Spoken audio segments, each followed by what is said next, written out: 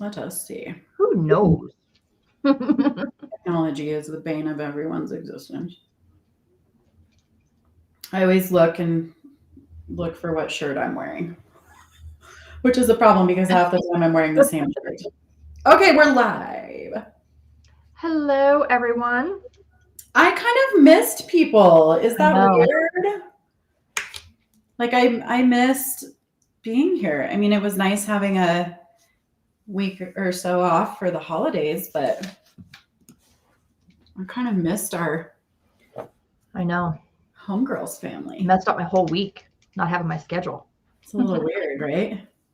Did I you know. have a I good didn't know what day it holiday? was for like a solid 2 weeks. So, I'm still not sure what day it is. Like I still feel it's going to take me some time to yeah. get together after the holiday. All right. So today we thought we would talk about 5 things to quit, leave in 2021, and 5 things that we should pick up or put into practice in 2022 because it's the start of a whole fresh new year, which is so exciting and Yeah. overwhelming and intimidating and all the things, right? So I made a list.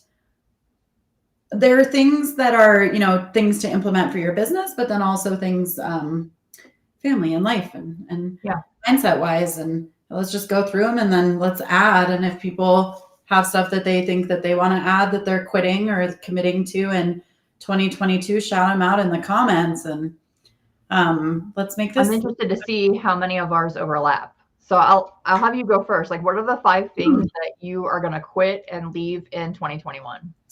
Okay, so my first one, and like I said,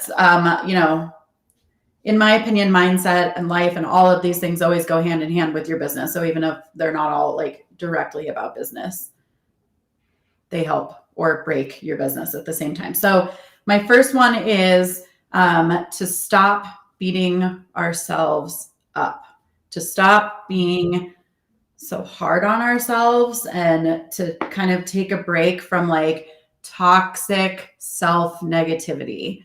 I think that like the last 2 years have been immensely difficult. I know like I personally have lost 6 friends to suicide in 2021, which is horrific. And I think this business is really tough because we just like we beat the shit out of ourselves about everything. I feel like, whether we're doing not enough business and how are we going to pay our bills and we're slacking and we suck, or whether we're doing too much business and it's like we're not giving our family or ourselves the time that we should have. Like it just doesn't feel to me like we can ever just be. It feels like if you have a phenomenal 2021, then instead of going like, hell yeah, I won the year, then you have to turn around and be like, well, how do I do it again? Or how do I do it bigger in 2022? So I think number one for me is definitely just quitting being so hard on myself. Like I just feel like my self-talk is extremely negative. Do you feel like Yeah, that? definitely. Yeah. It's so hard when you have the pressure of all the transactions that you did the previous year. Like, how are you going to do more? Like, everyone's always expecting you to do more than you already did. Like, why isn't what you did enough? Why isn't doing half of that enough and then delegating the rest of it to somebody else? Like, why do we care so much about everybody else and not enough about us? Always. I don't know, but it's brutal. I mean, it's like it's painful. It is, like I just have this self-talk track where, half of me is like, okay, well, let's just use this last week, for example, like the week in between Christmas and New Year's. Like, my kid usually goes out of town for the week with his dad to see his family, and he didn't go this year. And so, half of me was like, just really take this week and like enjoy and relax and clean up your house from hosting the holidays and spend some time with your kid and, just chill. And then the other half of me was like, oh my dear God, if you take this 1 week in between Christmas and New Year's to just do anything besides make sure everything is perfect going into the new year, that, everything's going to fall apart. You're going to have no business in 2022 and you're going to be in trouble. It's insane, actually. Yeah. So I think definitely not beating myself up is big on my list, and I've been trying to figure out how to deal with that, because I think it's really hard to stop doing that.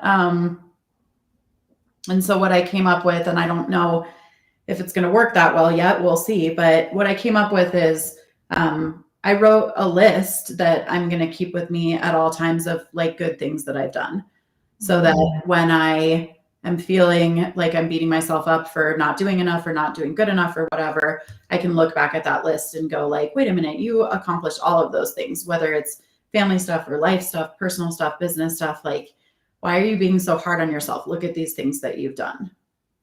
Yeah. I think that's really important. I keep Post-it notes on my mirrors of like, notes and stuff that my kids and my husband have written to me. Like, I don't know why when I read them, I can't physically believe that internally, but if I look at it enough, maybe that will help me remember that, what we accomplish every day and what we do for our families and everybody around us. Like, it's enough. It's more than enough. It's a lot more than most people do, if we're being honest. Yeah. I think so. The number 2 thing I think about quitting for 2022 is not leveraging. Yeah. So, I think that we just had a whole conversation about this. Like, real estate agents have control issues, ourselves included. And we also have scarcity issues around like, how could I possibly hire? Or how can I pay someone to do this?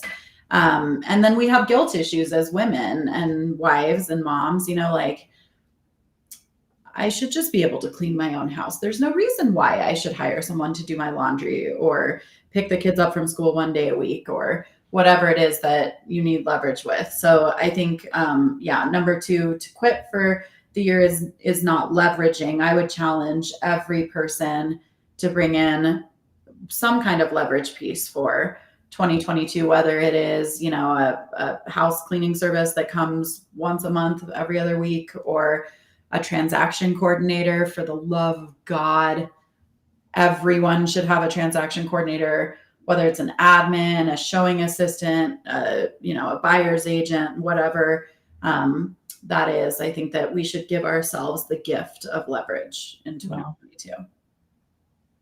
I 1,000% agree with that one. Yeah. So my number 3 to quit for the year, leave this in 2021 and not bring it into 2022, is consuming toxicity. Like, guys, the last 2 years have been rough, like super duper rough. And the level of toxicity and doom and gloom that's out there in the world is unprecedented. It's absolutely insane. So I think, detoxing from whatever it is that you're on the crack about that is negative or doom and gloom, right?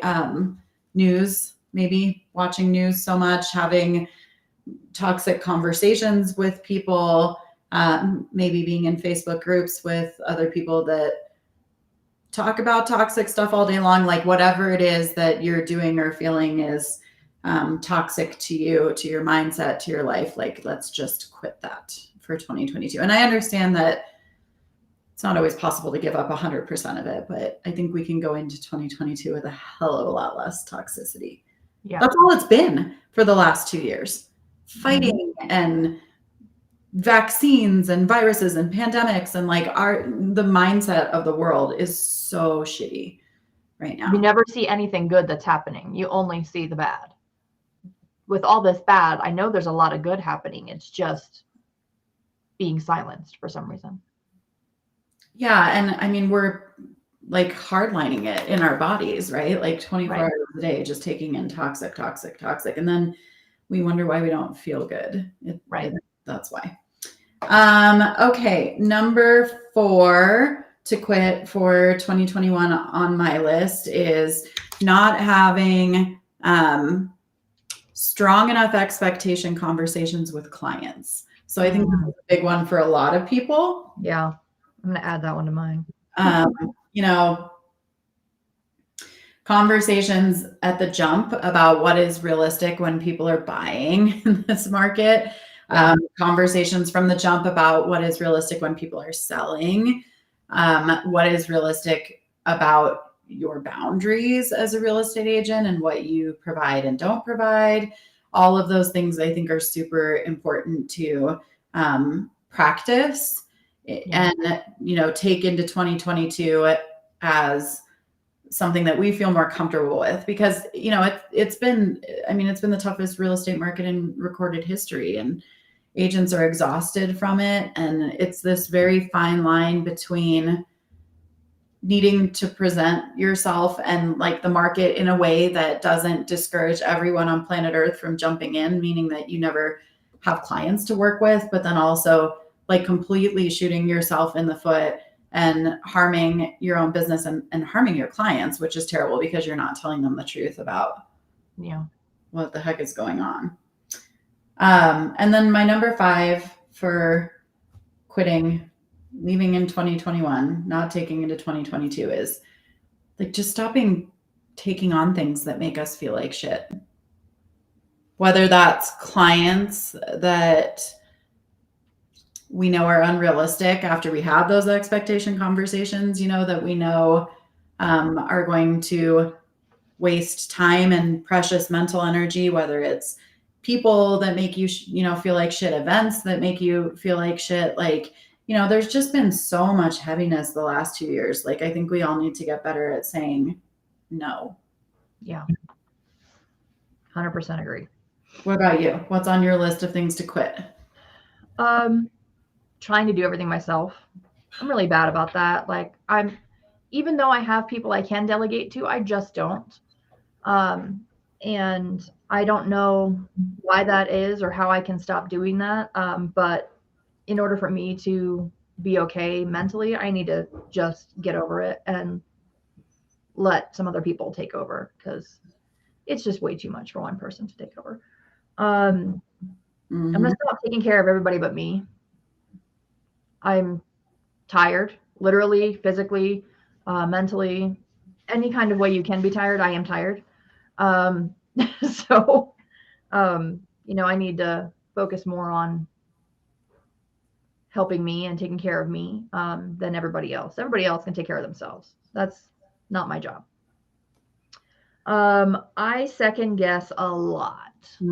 Stop second guessing myself and just go with it instead of overthinking everything, because it's not fair to me. It's not fair to anyone else who's trying to, work with me, that I'm constantly second guessing and going back and changing my mind. I don't want to do that anymore. I'm going to leave all the goals that I didn't achieve that were stupid in 2021. Like, I'm at that point where everyone's so focused on goals and like their word for 2022, and I'm just not so much. I love this one. You're over gold. Fuck. I'm over gold. Yeah. My word for 2022 is me. And I don't care. Like, I just need to focus more on myself and my family instead of everybody else and making everybody else happy. So I'm just not going to do that shit anymore. I hang on though. Pause for a second there, because I think that one's really, really, really good.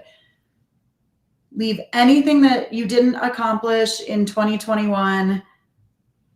Let it go out of your brain. Don't beat yourself up over it. Don't make it this big thing that you didn't accomplish it. If you want to carry it as a goal into 2022, then do. But if not, then whatever. It stays in 2021. It's enough. Exactly. I'm going to stop buying shit I don't need. Oh. I do that a lot. That's like my therapy.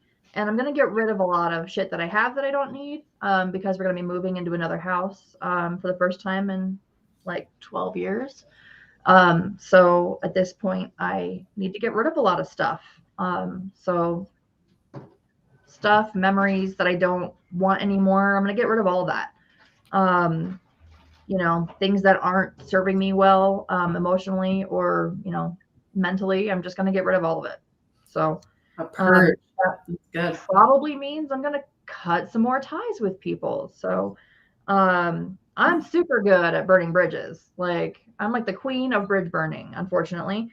But I need to figure out how to do it in a more tactful way.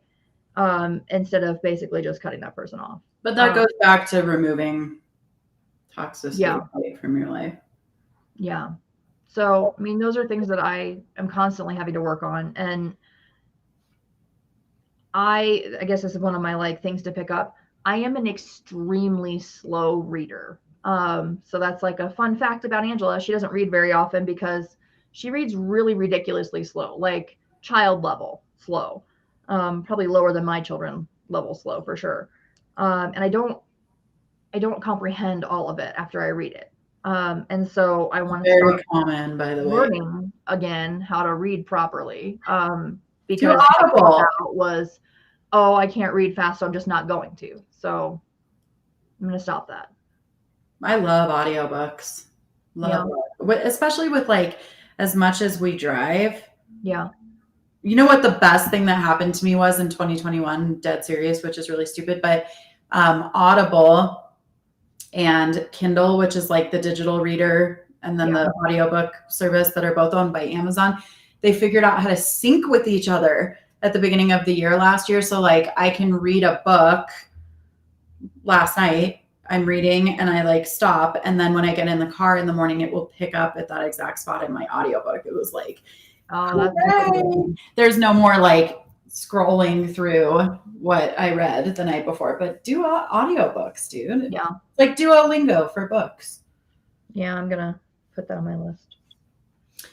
All right, let's move on to, those were excellent. Thank you for sharing so candidly. Mm-hmm. Let's move on to 5 things to pick up for the new year. My first one is something for my mindset or mental health. I think this is like, I'm sorry, but number one for everyone in the entire world going into 2022. So, you know, whatever you're being called to, you know, therapist, a group, whatever. For me, I am going to pick up, I just really like consuming stuff that's positive. So I'm going to put more, you know, I went through like a 6-year period where all I listened to was like business development type books and stuff. And yeah, they're amazing. And I learned a lot, but I need to pick up like positive things that fill me up and that make me feel good, because like a lot of times I notice when I'm listening to that stuff, it just seems like my task list just keeps growing and growing and growing. And again, it goes back to just like beating myself up. I'm like, oh, well, I'm not doing this or I'm not doing that, you know? So just things that are positive, that make me feel happy. That's what I want to listen to. But I think everyone needs something for their mindset or mental health. Big time going into the year. I like that a lot. My number 2 is a leverage piece.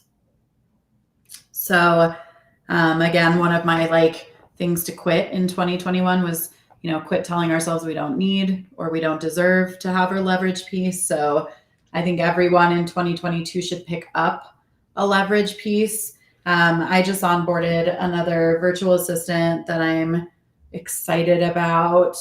And I will be onboarding another buyer's agent. And I really want someone to do my laundry, which again, I go back to, I have to quit feeling like I don't deserve that. But like, if you don't like doing laundry, just hire somebody that does like doing laundry. So. But leverage could be a million things, right? Like leverage could be, you know, getting someone to cook a few healthy meals a week for you. It could be like, you know, doing a carpool with your kids instead of every single drop off and pick up. Like there's a million different leverage pieces. I think the best way to figure out where you need leverage is to look at what sucks your joy completely. Like what are the things that you absolutely hate doing and don't want to do ever again? Or, you know, the things that you spend way too much time doing that don't make you any money, right? Yeah. So I think everyone needs a leverage piece going into 2022. I agree. Leverage is the new hustle, right? I agree. My number 4 to pick up for the year is a positive tribe. a group of people that inject love and positivity and happiness in some way, shape, or form into your life. So again, that could be 1.5 million things. It could be a book club. It could be a new Facebook group online. It could be new friends. It could be anything, but just a church group. You can find a tribe anywhere, but some type of place with people where you can go to feel uplifted and positively reinforced and loved and connection.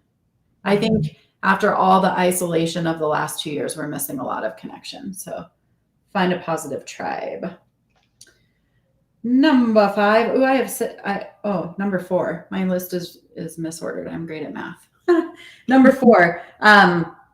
Everyone, I think, should pick up for 2022 a book to read or a class taken on a skill that we need to level up on.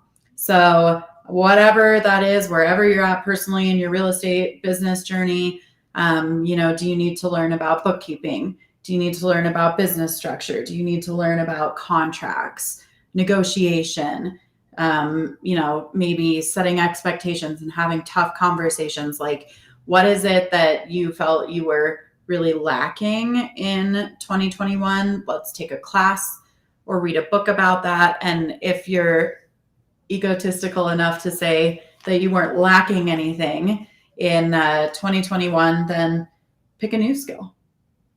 Yeah. You want to learn about, because I think, learning, like, it's so easy to not take time to learn when the market is so crazy, but that's actually when we need to learn.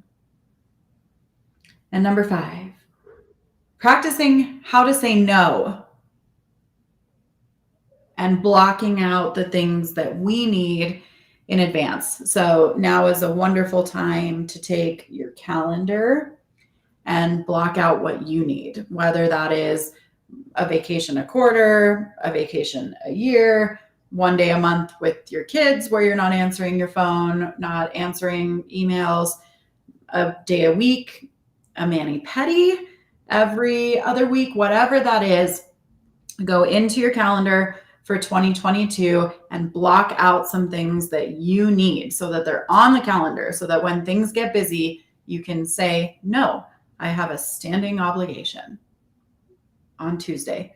Every other learn how to form the word no. I don't quite understand it yet, because usually it's like now, but it's just without the W. So I need to learn that.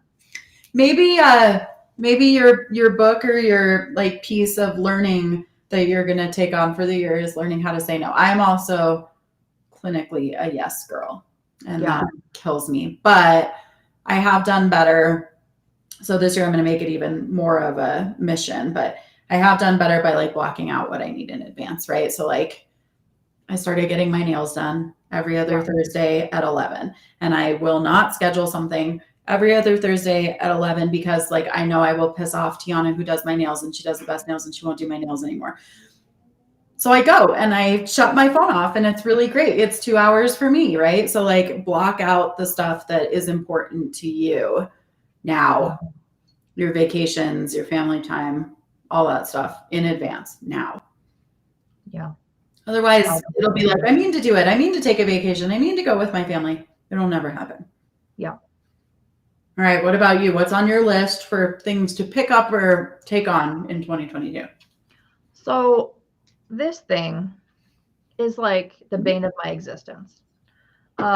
So I need to figure out how to put the damn thing down and be present more in my life, because it should not be having as much control over me as it currently does. And that's my fault, obviously.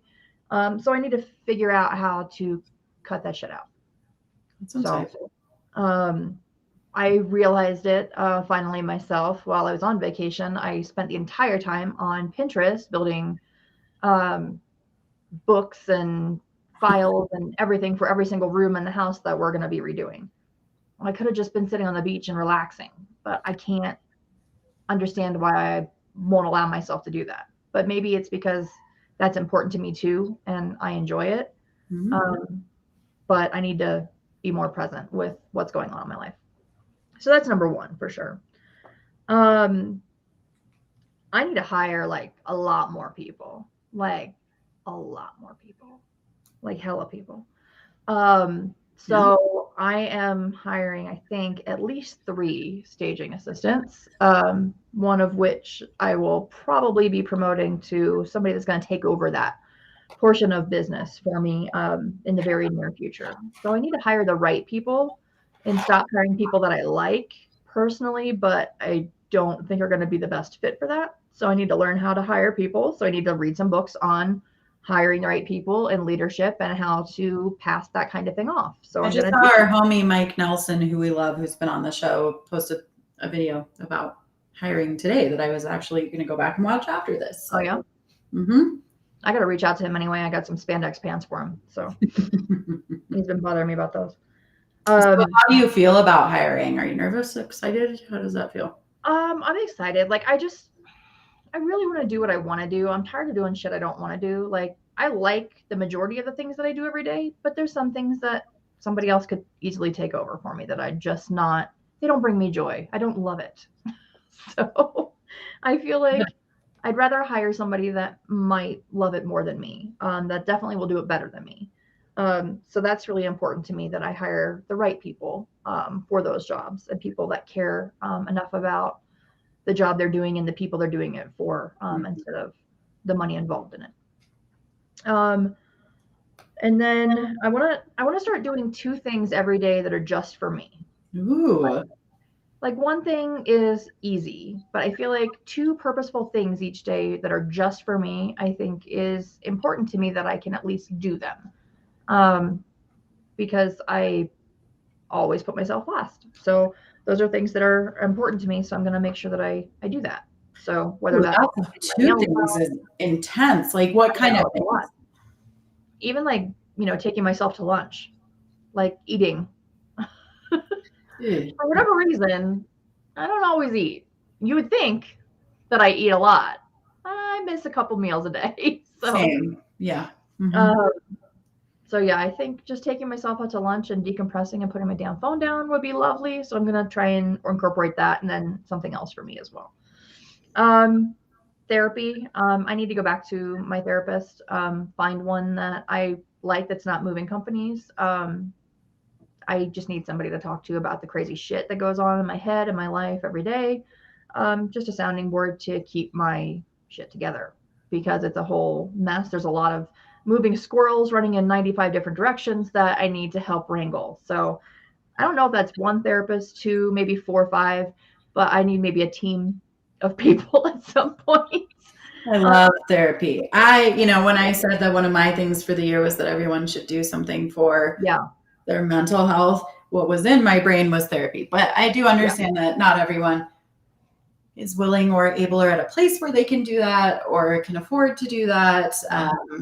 But yeah, all for therapy. Therapy is like, to me, like in business, we hire business coaches that we pay thousands of dollars a month to tell us what to do in business, but it doesn't help with like the root causes of why we do things. So to me, a therapist is just like a life coach, right? Definitely. Yeah. Yep.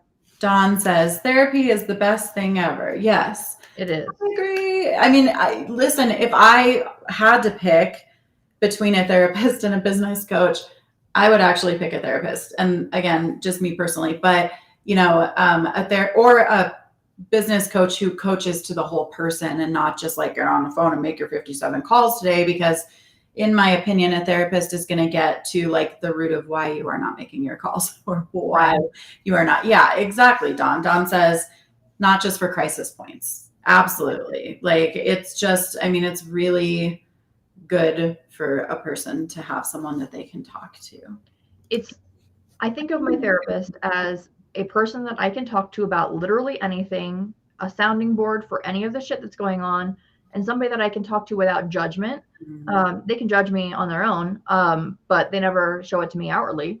That like, these are the weird thoughts that I'm having, and this is what's going on with me today. And, how do I get through all these things? And what should I implement to do better tomorrow? Like, that's what I use my therapist for. Like, it's probably the most important person other than your family that you should have on your team.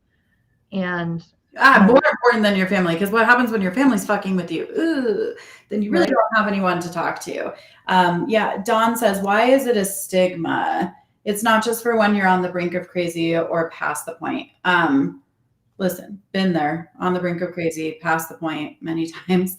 No judgment. I do think that one of the things that's really cool is a lot of the leaders in this business and in business in general in the world are starting to talk about the benefits of therapy in some way, right? Like just having someone that you can talk to. I mean, you know, we've talked a lot on this show in the past about how we feel like success or achievement on a high level is almost like the burden of someone who's had a tough life. You know, like uber successful people, they have some reason that they're working that hard, whether it's outworking stuff that people said about them, or, you know, they're outworking financial issues that they had, traumas growing up, whatever it is. But I don't know why we pay thousands and thousands of dollars a month for a coach, but we won't get coached to the soul. Actually, I do know why, because it's scary. It's a lot easier for, you know, a coach to come in and tell you to make your 57 phone calls and do your shit. It's hard when someone comes in and goes, well, this is what's really going on. It's scary, but I think that's huge. Yeah, I can't fix any of that at the gym. As much as I try to bury things, like I can't fix anything physically before I fix it mentally.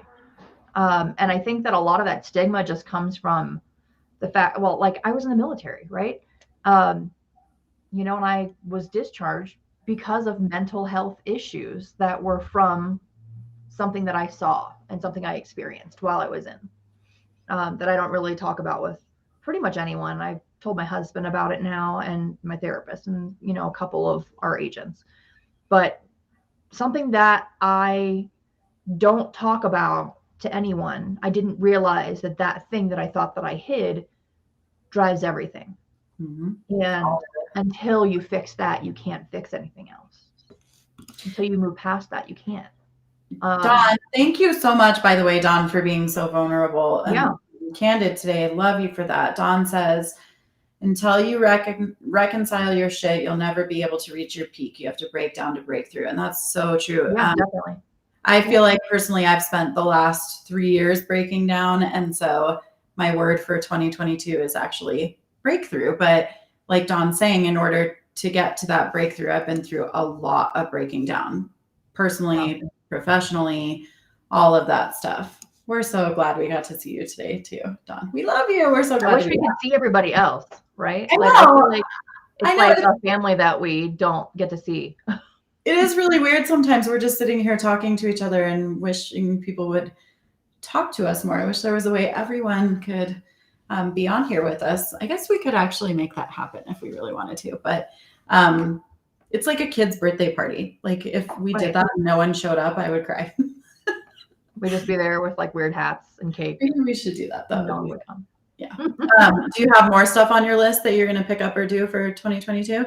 I just really wanted to plan a trip that my whole family looks forward to for the year, that we all plan together, that we can all go together and experience things together. And that's something on my list. And I know that my kids are very excited about planning a trip like that. So something that we can incorporate what everybody's into. Big one for me. I need a real vacation. Like I haven't seen a beach in like 4 or 5 years. Yeah. For personal reasons. I don't like to fly, and I have been in therapy about that for years. But this year, I think I'm definitely going to do some real vacations because I think I need that in my life, and the people in my life need that in their lives. So, yeah, breakthrough. Yeah. We're having a breakthrough year. Definitely. I think vacations bring out literally the best in you. Like you're not as good as you are the day you get back from vacation at work. Like honestly, like I feel like energized and like ready to go now that I've finally relaxed mentally and physically for the last week. week and a half, and now I can finally be better for everybody else around me. So, well, and again, I think COVID, in a way took that from us too. yeah. Right? So I think that it's important to figure out how to give yourself little kind of mini vacations, staycations, if you can do them, or even just like a day off, a weekend off away from your phone. Find someone that can cover things for you for 2 days so that you can turn your phone off and be present in your life and get that feeling of like re-energizing. And that's what's so great about the new year is we all roll into it with excitement.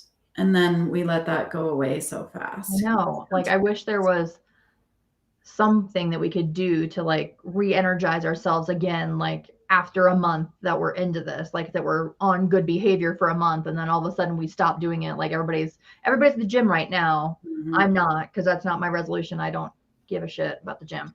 I'll go every once in a while for me to sit in the hot tub. And can we talk about that for a second though? Because I think you just said something that's really important that I hadn't considered.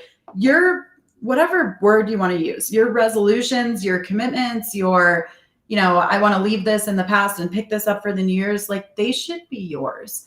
yeah, And that's really, really important. And I don't think that we think about that enough because, we get really wrapped up in like, and it's all over the place, professionally, personally, it's everywhere. We get wrapped up in like, oh, well, Angela's resolution is this, I should do that. Or all of my friends are going to the gym, I should go to the gym. Or all of my friends are reading more books, I should read more books. Or everyone else is quitting drinking, they're doing dry January. Like I don't understand why, like if you look at the word, if you look at the word resolution, it's supposed to be something like deeply personal that moves you into action towards something that you want. But I do end up with a lot of times, a lot of things that are like peer or like world-based, like, because you feel like you're supposed to. Yes. And that's why I think that, we're not successful in them. We need to be able to like, if you can't deeply connect to a goal, how are you ever going to accomplish it, right? And this goes back to like the big my stuff. Like, why are we parading around town with a to-do list 47 pages long for the new year when 2/3 of it might be something that doesn't mean shit to us? And yes, sometimes you have to do things for other people. I'm not saying that. Like if one of your resolutions is, spend 30 minutes every night before bed, face-to-face with my husband, different. Or, whatever, make my kids homemade lunches every single day for the next month. Like that's different. But I'm talking about stuff that's like peer-based that you just feel like you pick up or need to do because everyone else is doing it. And I get so overwhelmed. Yeah. Like for fuck's sake, like, January 1, it's like focus on the stuff you actually want to do because you're focused on all the stuff that everybody says you're supposed to do. January 1, lose 30 pounds. Go back on a diet, quit smoking. Yes, I picked up smoking during the pandemic. Again, you guys can throw shit at me if you want, but that was how I survived. But it's this list of like 57 things. And like, I don't know how many of them actually mean anything to me. And so I think that's where this whole let's pick one word for the year thing came from. Yeah. But then I wonder how many of us, because I've certainly done this in the past, pick a word that is externally based. It's for other people. Or it's based on what we see other people doing too. Let's commit to going into a whole brand new year doing everything for everyone else and nothing for ourselves again. Doesn't that just sound great? Yeah.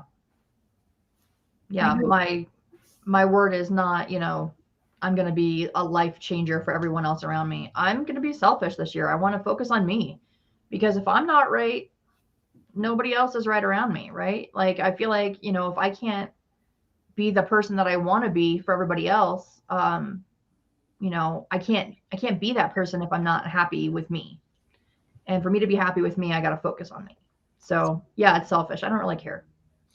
I don't, selfishness is the ultimate self-care. It's put on. It's not a negative word. Yeah. Put on your own oxygen mask first, because if you can't breathe, you can't help anyone else. You can't, I'm thinking of 150 million cliches. You can't pour from an empty cup. It's Yeah. So true. And, women, we do this so well. And it's really a thankless job. We just give and we give and we do and we do and we make and we make and we create and we create. And then at the end of the day, we're exhausted on a soul level, like a painful, gross soul level, because there has been nothing for us. Like I feel like if you looked up woman in the dictionary, selfless would be the definition, right? But how can a person who is selfless, which to me really means empty, give anything to anyone else? Their husbands, their children, their families, their clients, there's nothing to give. Yeah. When all you do is stuff for everybody else, you lose a lot of yourself. And I intend to find myself in the next year, because I've lost a lot. Like when you give everything to everybody else, there's nothing left for you. Eventually you learn to live without, and that's not okay. Like, what's the point of that? That's not what I'm going to do this year.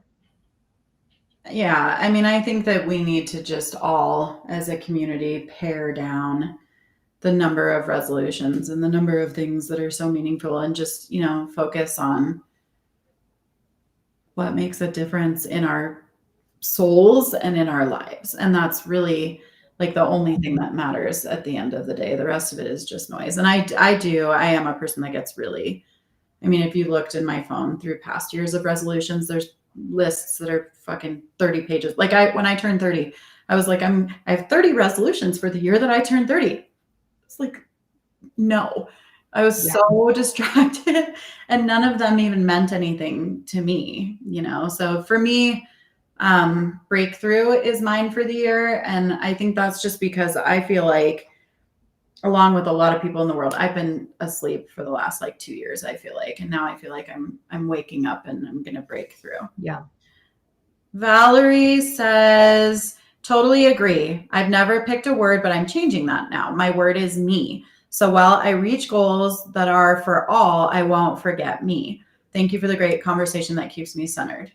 Yeah, Valerie, do for you this year, girl. And that's what I think is such a misconception, is that when we do for ourselves, we're taking away from other people. It's almost like there's only a certain amount of air in the room. And if we dare to breathe a little bit more, then the other people in the room with us will breathe less. And that is not the way that the world works. If you breathe deep down into your lungs and fill yourself up with what you need, you have more to give to other people.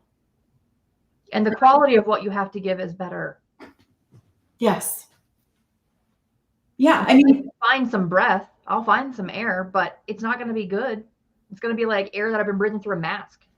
And, like my therapist would say that I've done a good job, right? That the things that we've all done, all of this working and building and creating and helping and doing this, they're not bad things. That's the problem with what we do is, we're not smoking crack or robbing banks or having promiscuous sex with the whole world.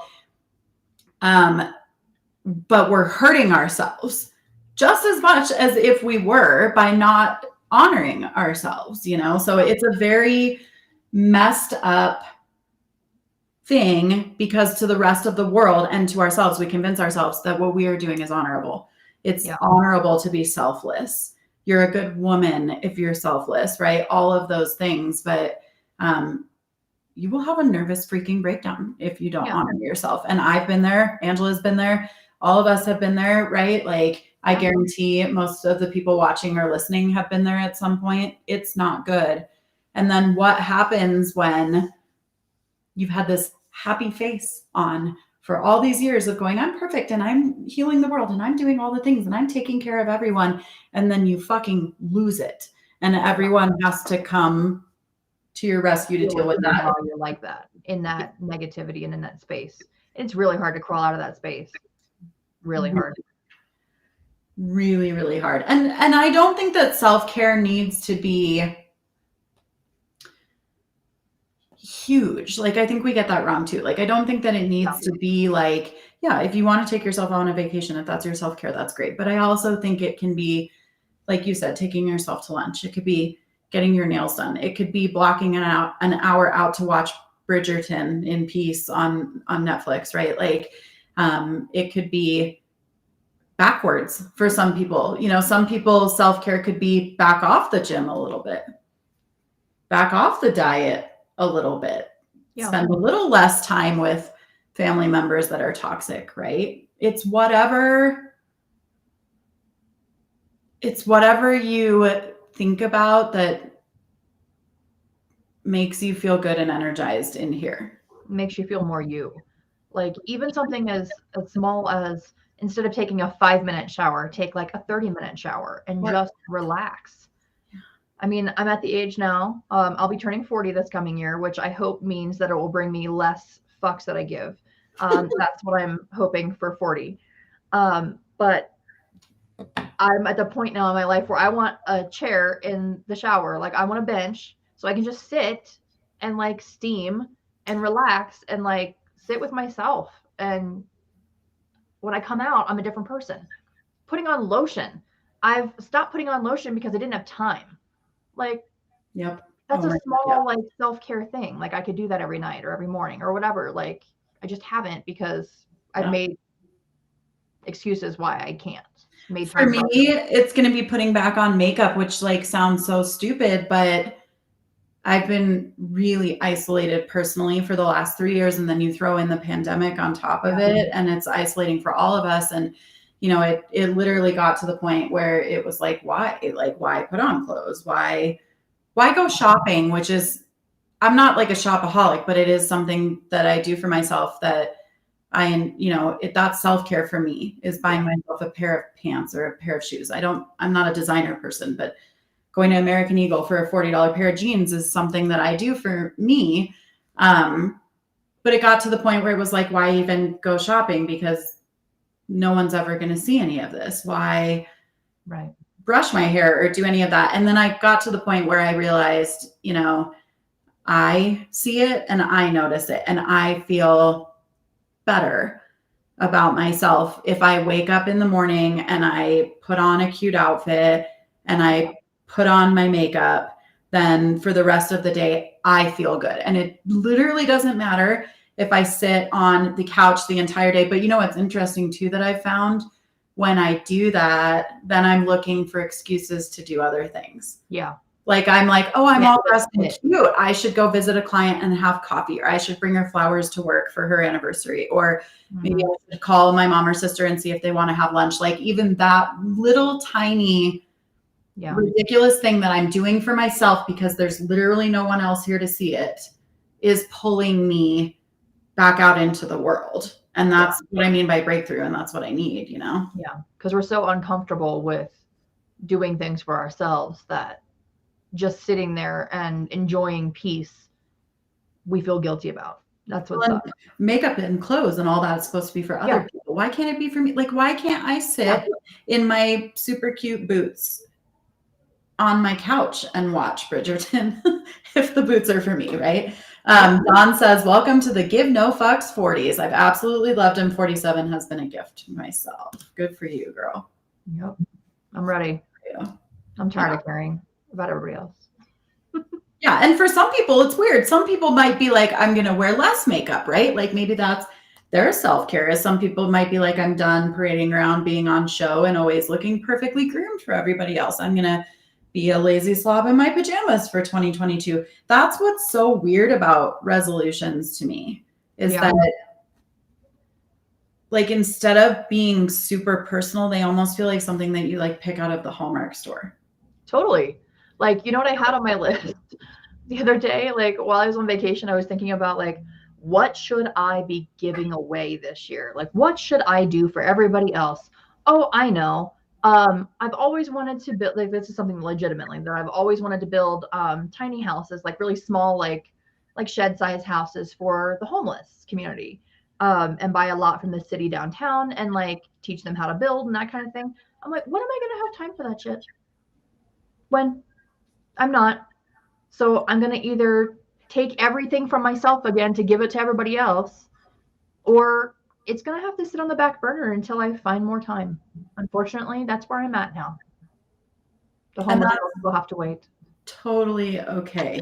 And you can build tiny houses at some other point in your future. Yeah. That's a weird conversation too. I noticed this year that, everyone always shares their production numbers. My post is going up today. We all do it. It's a thing, whatever. There's been 157 million conversations in Facebook groups this year about what the point of that is. To each his own. But this year, then I noticed that everyone's posting how much they gave to charity and how much they gave away. And I'm like, oh, well, this is interesting. So now I'm going to throw there, how much time did I spend on myself? 0 hours. How many nervous breakdowns did I have? Like the real shit. Like whatever my production was this year, which I know what it is. I don't feel like I have to share it with everybody else. I shared it with you.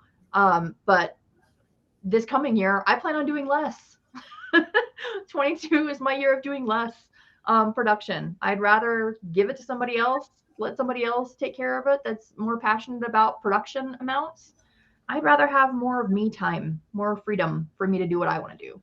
I'm tired of being controlled by numbers and everybody else's idea of what I should be doing. I might as well be 40 now because I don't really give a fuck It's anymore. just so weird to me. Like, what other industries do that? Like, doctors don't go around going, I did 57.6 surgeries this year, and Johnny down the hall only did 46.2. Right. And lawyers aren't like, at least I don't think, lawyers aren't like dick swing measuring by going like, well, I defended this many successful trials, and it's such a weird culture. Where did this culture come from? I have spent so much time going back to what I know about real estate history to try to figure out where this culture came from, because it's bizarre. The never enough, the do more, the you're measured way down here on this yardstick of like, it's really weird. You know what I thought about a little while ago? I think that, my opinion is that it comes from the fact that most of us didn't go to college. So we're not entering an atmosphere of you're on this playing field because you now have this degree. Everyone's an equal. Now it's like dick measuring contest to try to see who's like jockeying for position, right? Like who's in front of everybody else. Like we just never got that. We never like grew up almost that way mentally.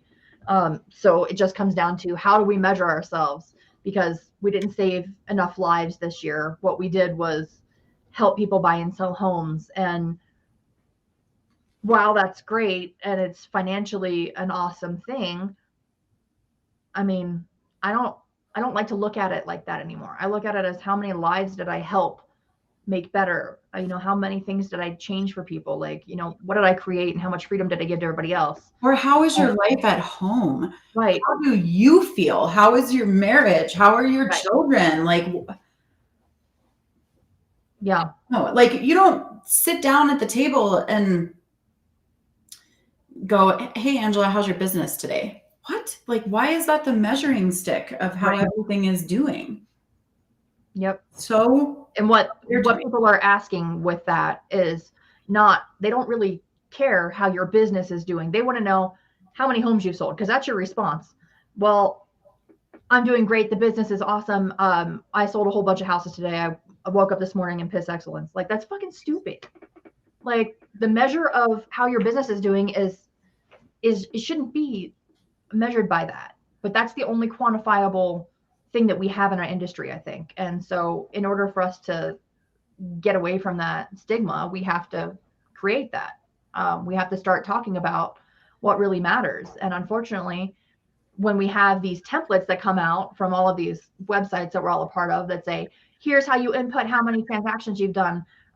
Here's how you input, how much production amount that was, so that everyone can then go back and calculate what 3% of that is. So we know how much money to ask you for next Christmas, whatever that is, so that we all know how much money everybody makes. Like that, who cares? Well, and listen, if you want to do that, which like I said, I post mine every year because, the other vein of thinking is that it adds legitimacy to your business for people to be able to see that you are legitimately working in the business, because there are a tremendous amount of fake real estate agents out there not doing anything. Totally cool. Totally cool. But don't feel like pressured or like you have to do it. And certainly don't be looking at everyone else's numbers going, oh, well, I sucked this year, or I didn't do what so-and-so. Like, that's where this becomes bullshit. I imagine, I hope that the first person who ever posted their production numbers at the end of the year did it as a, let me show the world that I'm a legitimate real estate agent and business owner, and not as a, let me show everyone else that my dick is 10 inches and theirs is 8. So just keep that in mind. Like, why are we doing these things? It's not to shame people, and you shouldn't feel shamed by what someone else is doing. Yeah. And never feel ashamed of whatever production you did. Post it. Share it with people if that's what you want to do. It's inspirational. Like, yeah.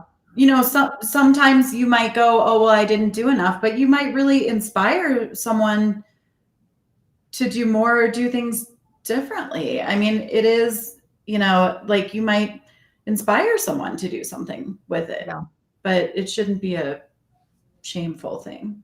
No, I agree 100%. Same thing with resolutions.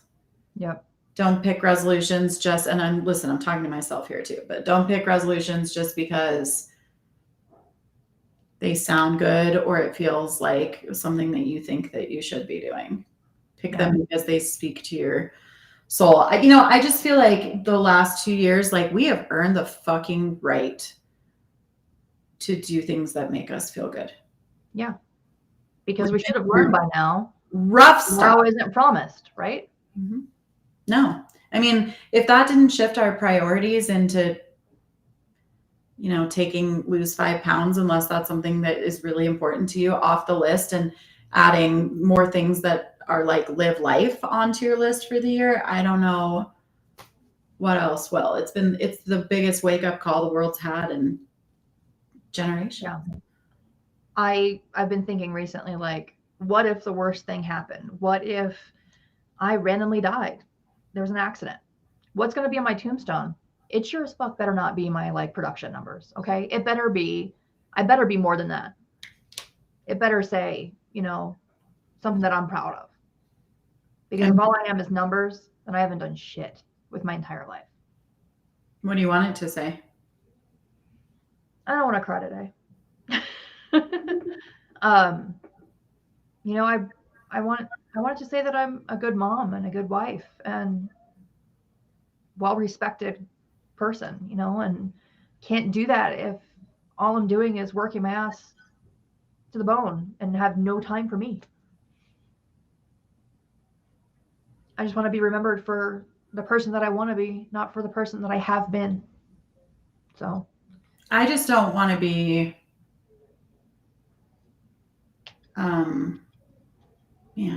I don't want to be my only worth my entire life was my production. Yeah.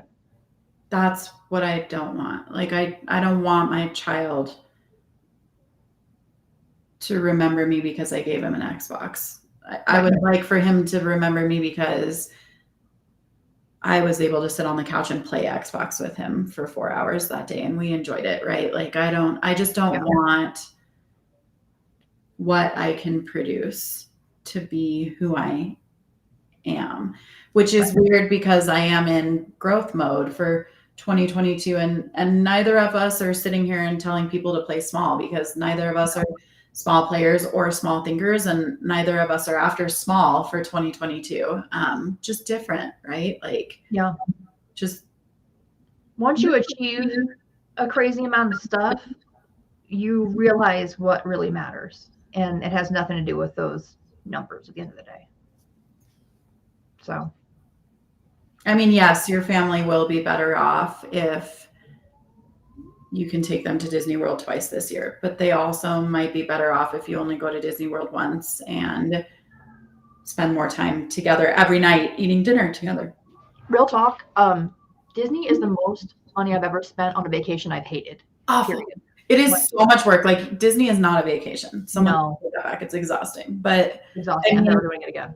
I think that the reason that we both had leverage and I really hope people hear this, so much on our list for, stuff to commit to in 2022 is that it's not an and or. This is a both conversation. And because we are women and because we carry the whole world on our entire shoulders, we do not feel entitled or allowed to have leverage, which is doing something for ourselves. And so I don't think that it's for a long time, I did think it was like, okay, instead of 50 transactions, let's do 25 or whatever, right? Yeah. Working less is more of the answer. That could be the answer for you, but it also could be, how do we do 50 and work 25 less percent time, right? And so, it doesn't have to be an either or. It doesn't have to be, let's give up my dreams and my goals that I'm pushing really hard for in order to have more quality time in life. It could be, where do I need to plug in pieces that allow me to have more quality time in life? And those pieces, they don't have to be expensive. I think everyone panics about hiring because it's just another thing that you have to put on your plate that you're responsible for, and because of the money. But, you can hire a virtual admin for $200 to $400 a month. You can hire a house cleaner for $100 a month. We are very blessed in this business to make good money. And I guarantee you that we can figure out a way to scrape together enough to be able to put some leverage pieces in our lives. Yep. Whatever it is that we need. I mean, if you can't get to the grocery store, buy all the groceries, cart it home, cook the food, feed it to your family, and that is so stressful for you that it keeps you from sitting down for family dinner every night, do Green Chef or Blue Apron or one of those home delivery meals where they deliver everything to the house and you just heat it up and sit down at the table with your family. Like, men have been masters of leverage since the dawn of time. And I think that it's time for women to take a small page out of the man book and honor ourselves and allow ourselves to have some help so that we can do the things that we need for us and the people in our lives. There's nothing wrong with Uber Eats either. I'm just saying. Nothing wrong. I'm pretty sure that my DoorDash driver knows me by name. Yeah. Nothing wrong with that. But give yourself permission to live the 2022 that you want to live, right? That's the point. Yep. You're only going to follow the resolution if it's actually your resolution. Otherwise, you'll do it for a few weeks and then you'll stop doing it. And then you'll have the guilt of failure again. Don't do that. Why? Why do we do that? It's like we set ourselves up to fail for, like, we go into this new year starry-eyed and so excited, and then we're going to fail. Yeah, because you're following somebody else's goal, not your own. Just be really honest with yourself about what your goal really is and who you want to be. I'm going to go back to the drawing board today and revise my goals, look at my goals again, and I hope everyone else will too. And I am so excited to be back. Me too. It's nice to see everybody. Thank you guys for watching and commenting and engaging. We love you. I hope Santa brought everybody everything that they possibly could want for Christmas. All of the things. And I hope Santa brought you some peace and quiet this week so you can go back through your resolutions too. We love you guys. We'll see you next week. Bye. Bye.